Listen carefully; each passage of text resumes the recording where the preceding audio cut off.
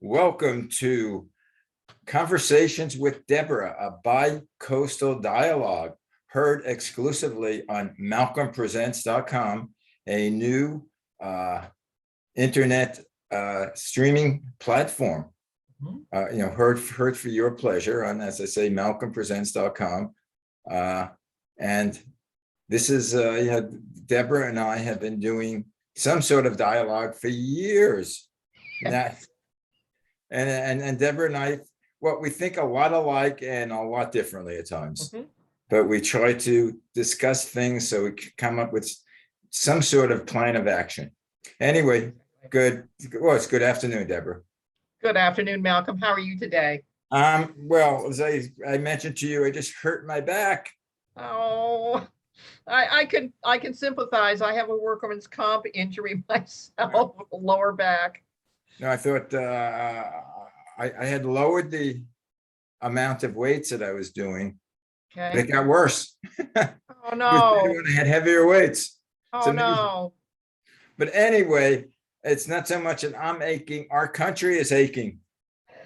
Yeah, it is. My name is Deborah Manning, and I'm a native Californian. Was born and raised in Southern California, and moved to Greenville, South Carolina about 6.5 years ago. And I'm an ex-news reporter. Was very happy to be an on-air news reporter for Cap Cities in Los Angeles, also down in San Diego, and also in Orange County. Worked for National Public Radio, also worked for PBS, and decided to get out of the business, unfortunately, when it became quite evident that you couldn't be a reporter anymore. You couldn't report both sides, but I still maintain my position. I have a tendency of more going towards a conservative side, but I look at both sides. And one of the reasons that Malcolm and I really stay in touch with one another is that it's my credo to make sure that I look at both sides. It's important. We're Americans and we need to make this country work. And it's been quite the week. It's been quite the 2 weeks. Where would you like to start, Malcolm? I'd like to start in 1952. No. Okay. Well, the latest thing that I heard was what the court is going to be reviewing in the next session. Okay. About the gerrymandering of the districts. Oh, interesting. That one? Interesting.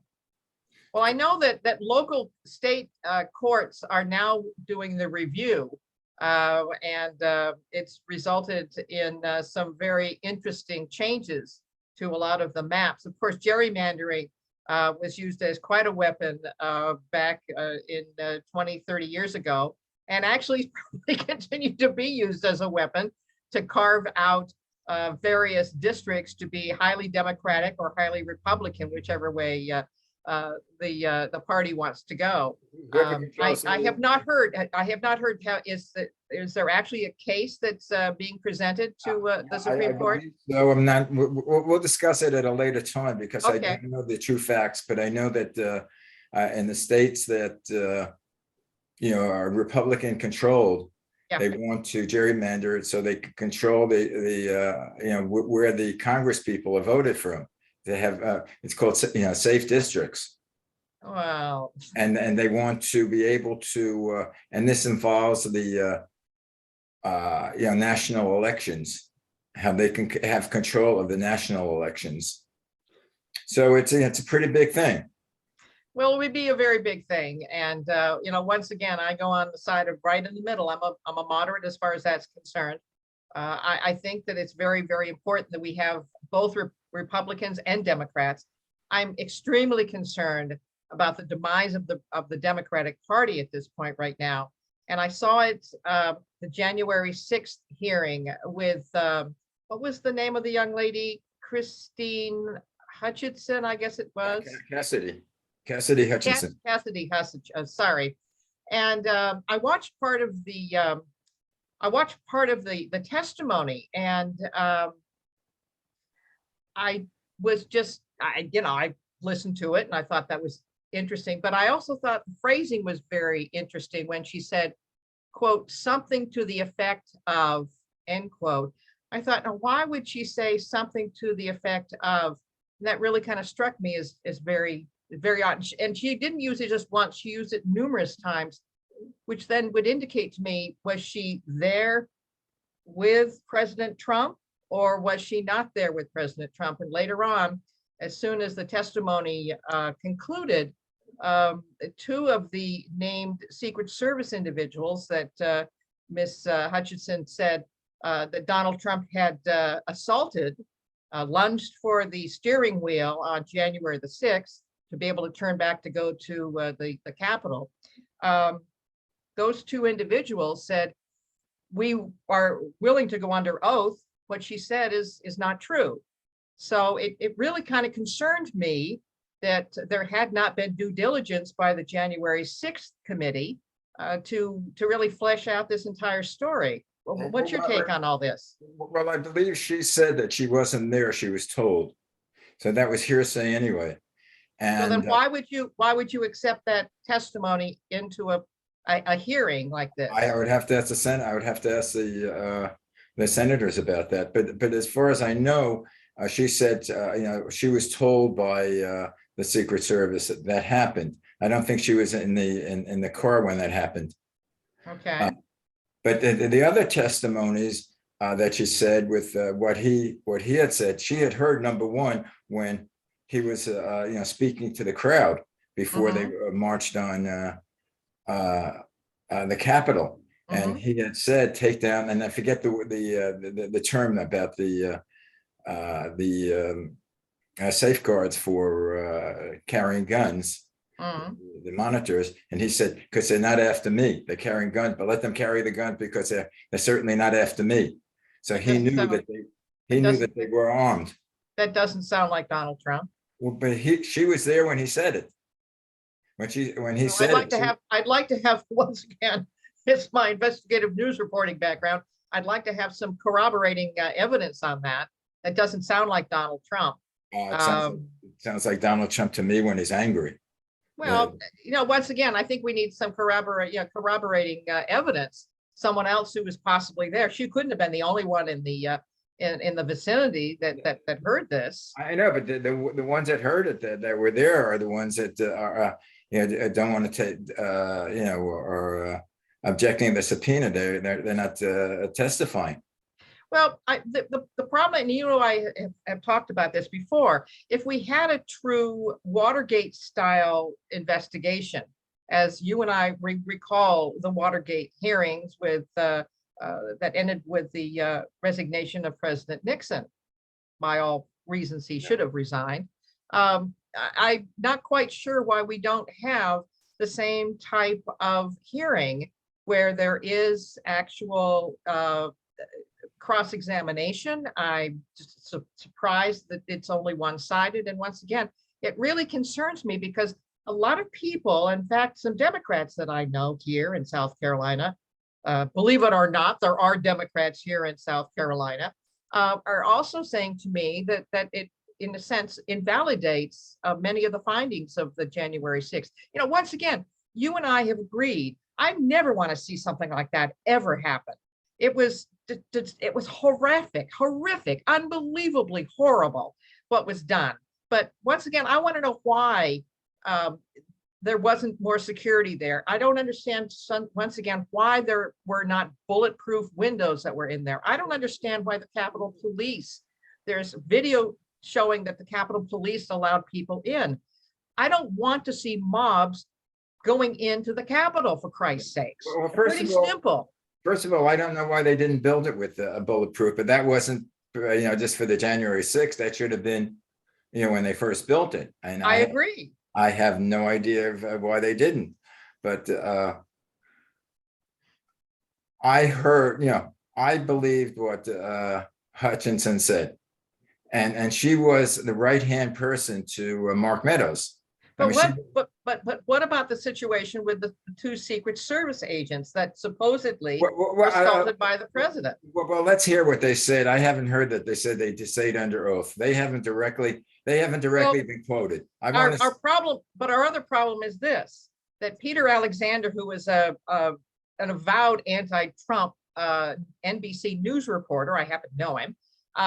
He does not like Donald Trump. In fact, was the first one who reported that he had contacted those two Secret Service officers, and those two individuals told Peter Alexander from NBC News that the whole thing was a lie. So, I'm questioning back and forth. And once again, I do not want to see the demolition of the Democratic Party. I know, But if you have this sort of a kangaroo court situation, I hate to use that term because a number of the Republicans have used that term, but you've got to have some credibility here. First of all, McCarthy, when they nominated, when they talked about putting the Republicans on the committee, there were 2 or 3 of them that were, very pro Trump. That the So what's wrong with that? like, because Jim Jordan is an obstructionist. Well, He would- then he can make a complete fool out of himself. No, but he would shut down the committee. I mean, he would, objection. We've seen things like that before. And there were other Republicans, moderate Republicans, that were nominated the committee that they could have chose. But McCarthy said, okay, you don't have, or you don't want, Jim Jordan. I think there were 1 or 2 others that were very pro-Trump, that were very vocal about it.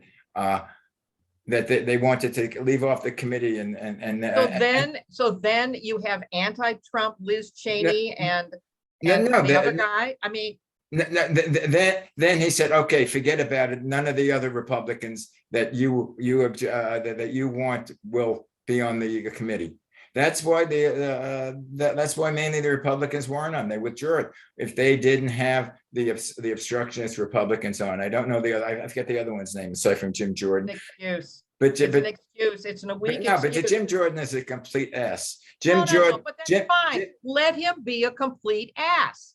Honest to God, let him be an idiot, okay? And then he can be seen for what he is. Let him on the committee. And I don't understand why the Democrats would be so worried about what Jim Jordan has to say. Because he's the one that disrupts the whole thing. He claims point of order, and he gives all this bull. But anyway, we'll find out. We'll have the other people who testified on, or we'll have more things after they come back from a session. Come back from the vacation, which I don't know why the hell they're on vacation. Get me started. Get me going. You and I really agree on it. Yeah, I mean the world, the world is coming apart. We can't agree on anything, and they're taking vacation. Yeah. And, oh, gee, it's July 4th break. Okay, take off July 4th. I don't see the rest. Take out 4 days like the rest of us, for crying out loud. Right. Okay, you don't want to work Friday, fine. Don't work today, go home. And well, we have to speak to our constituents. I mean, they have now the internet. If they want to do it, they'll have them do Zoom meetings. That's right. But they are here. Let them be in session until they get something done. I have to agree. I mean, the other thing is that we're in some real serious disagreement. You realize that the latest AP poll came out. 87% of Americans say that we're on the wrong track. They are blaming President Biden for this. Right, that's why he has our other problem is that when you have the economic advisor, cannot remember the guy's name, sorry, who said, and I guess the president also said it during the Madrid press conference, he said that the question was, how long do people have to put up with these high gas prices? And he says, for as long as it takes, in terms of Ukraine. So the problem is going to be that we are going to be at these high gas prices for how long is this Ukrainian war going to be going on? Any idea? Yeah, probably about 5-6 years. Yeah, here we go. And you realize that as of yesterday, the official GDP came out, at least the preview came out, and we are now officially in a recession. We had negative growth of 1.6%. So that's 2 quarters in recession.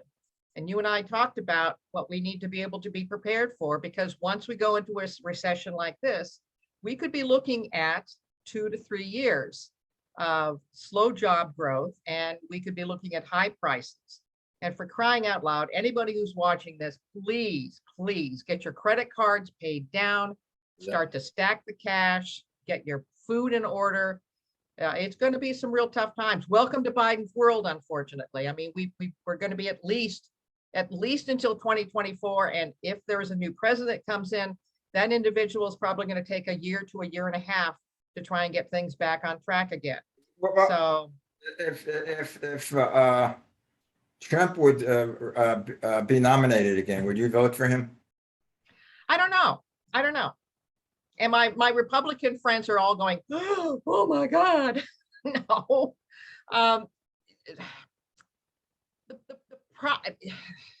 Okay, you don't have to answer that. Well, No, I do have to answer. The problem that I have, his policies were outstanding. All right. They helped me as a middle, lower class family because I handle all of the finances. I handle all of the money. Okay. It helped me tremendously. The problem that I have is he loses his temper, and it's so frustrating. You see it in his tweets. You see it in what happened January the 6th. He loses his temper. And I understand he is a very vibrant man and what have you. But the problem is that we need to have good, solid leadership. On the other hand, right now, the press helped elect Joe Biden. And Joe Biden at this point right now, for crying out loud, did you see the note card that he revealed to the press saying, step 1, you walk in the door. Step 2, you find your seat. Step 3. Did you see that? no, I mean, does that blow your mind? I don't know what you're talking about. But the thing is, I don't want the Democrats to nominate him again, even though he's a sitting president. Even if he was great, he's too damn old. We lose things when we're old. I mean, he's 79 years old. By the time he's elected, another 2 years, he'll be 81. Well, I would like to have him. I would like him to mentor, and I think that he has. He's mentored people like the DeSantis of the world, the Greg Abbotts of the world. But once again, even Youngkin out of Virginia. He's along the line. See the Democrats nominate. I beg your pardon? You know who I'd like to see the Dems nominate? Oh, please don't say Hillary Clinton. No. Okay. But close. Who? Michelle Obama.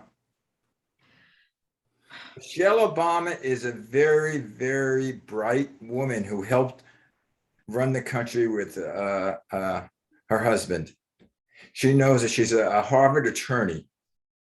She's into people. She's into kids. She's into growth. She's into the She's never run a business before. That's our problem. I know. So again, I would never hire Trump. He's had businesses that I think he went 5 or 6 times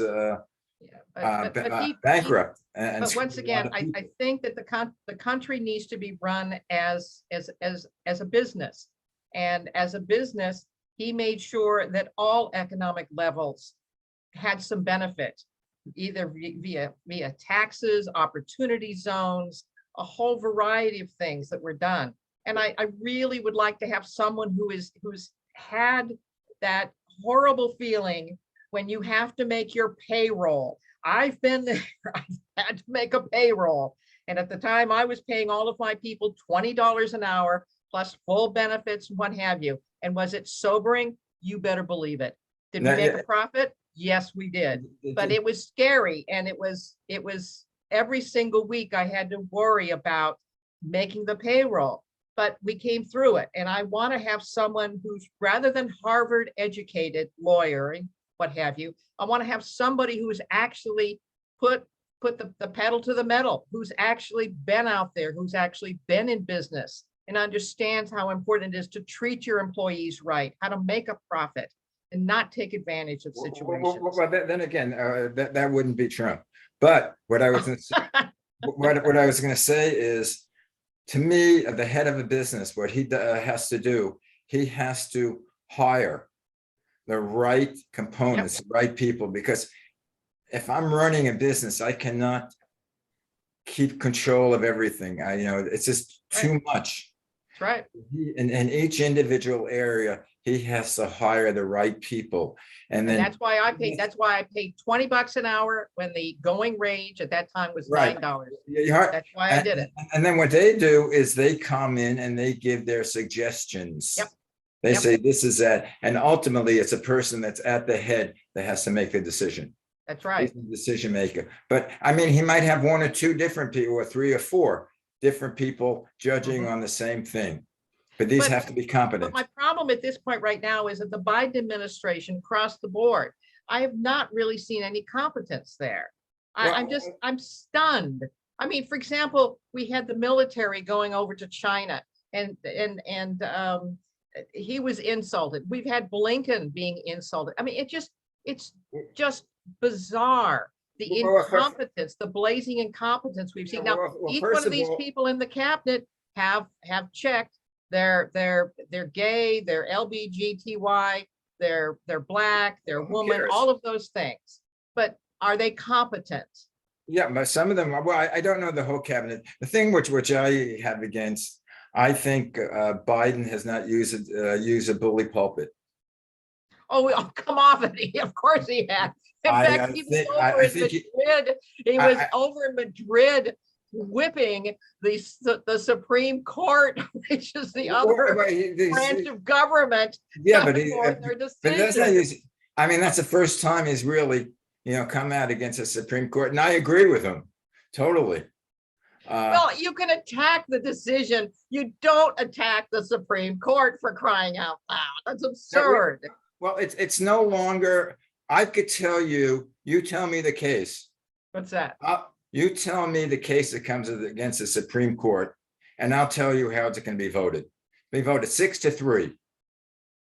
Well, I mean, but when there were liberal judges, you could always count on the liberal judges voting a certain way. There were also generally it was like 5-4, and there were swing judges that changed things. But over here, it's 6-3. And if you listen to Coney or Kavanaugh or I forget the.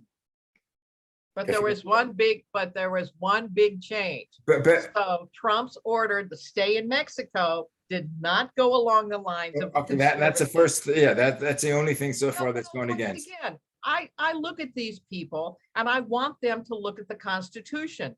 And of course, everybody was saying, well, why did Kavanaugh not vote, with the conservatives? Because Kavanaugh saw something in that policy, which was remain in Mexico, that was unconstitutional. And I got to take my hat off to him. Okay. Well, and aside from that one, but how about when he and there's tape of him saying, no, Roe v. Wade has been the law of the land, and there's no reason to change it. Well, I'm paraphrasing. So did Coney say.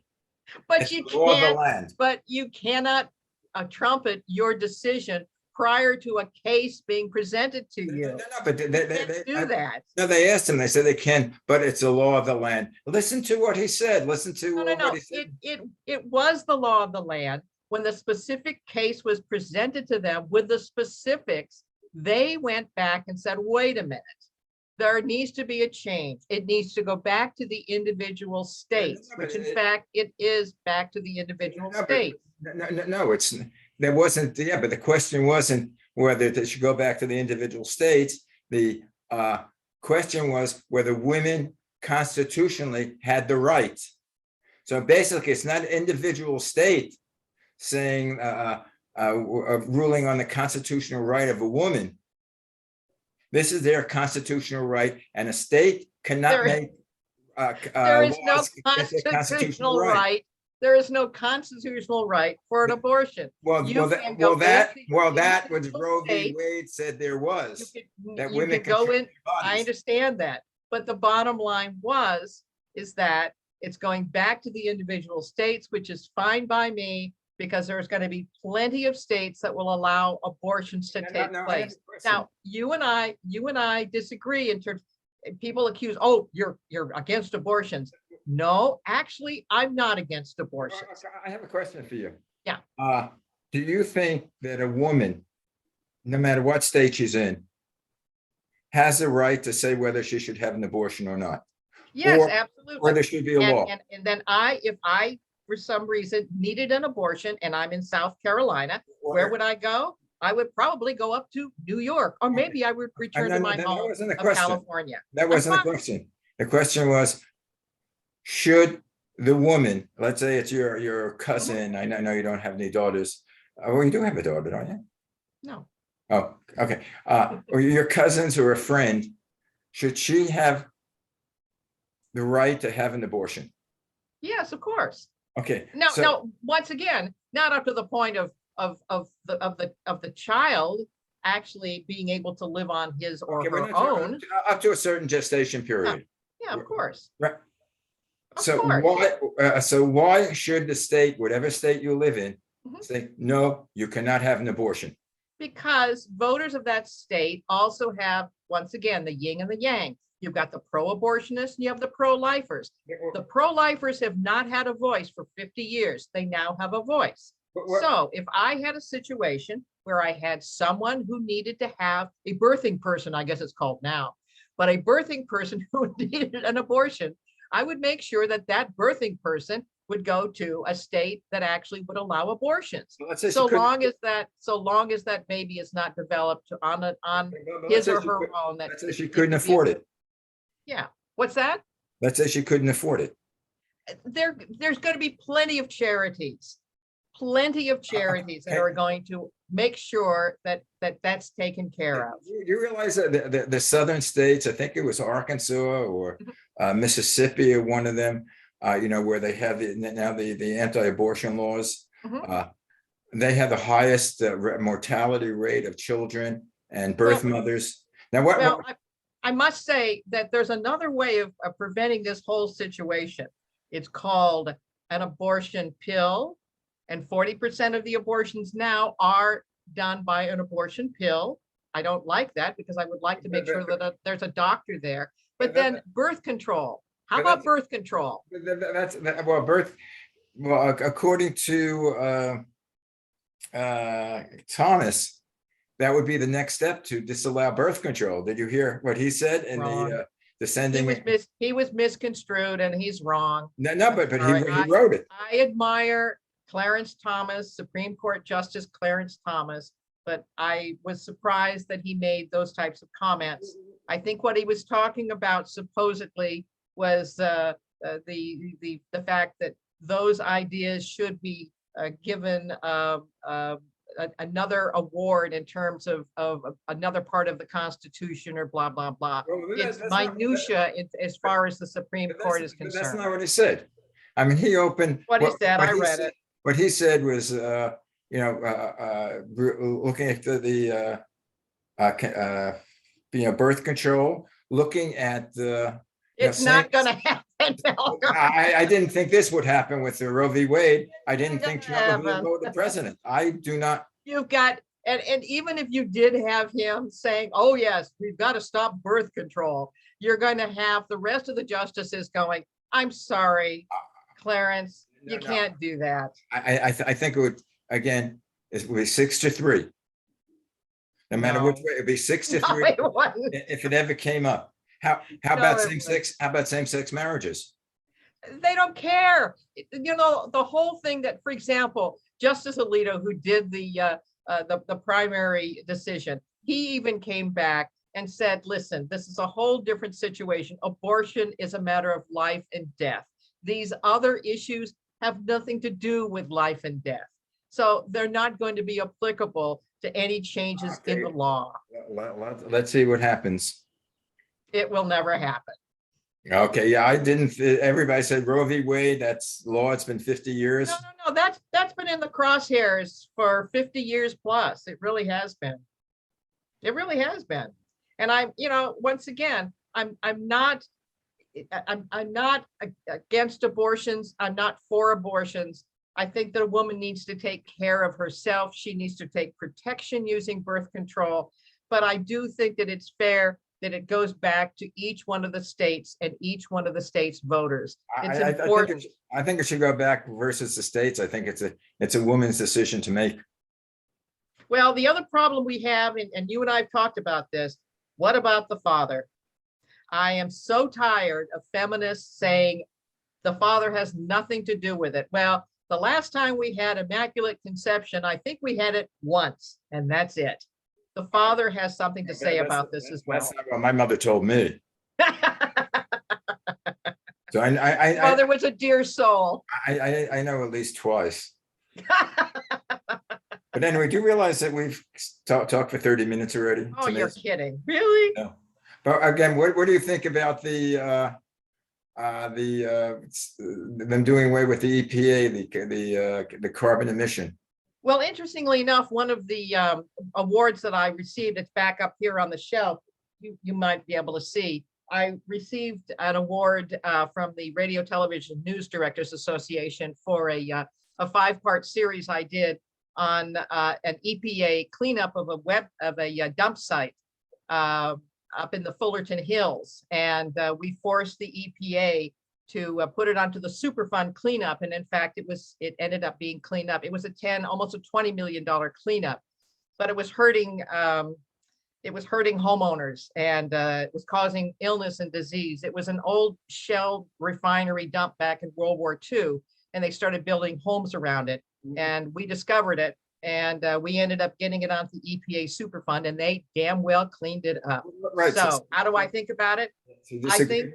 I think that I'd like to see the Superfund reenacted again. I do think, though, that you had bureaucrats going a little bit too far about things. I think that once again, that voters, that our lawmakers, Congress should be the directors of the extent with which the EPA and all these other agencies, so they don't go off willy-nilly on their own little private vendettas for or against either in the environment or for or against corporations. It needs to be, once again, directed by the lawmakers, and those people should be directed by the voters. The lawmakers are directed by the special interest groups. Well, get me going, because you and I agree on that in terms of they give them money. I mean, one of the things they have to do is do away with Citizens United. Yeah.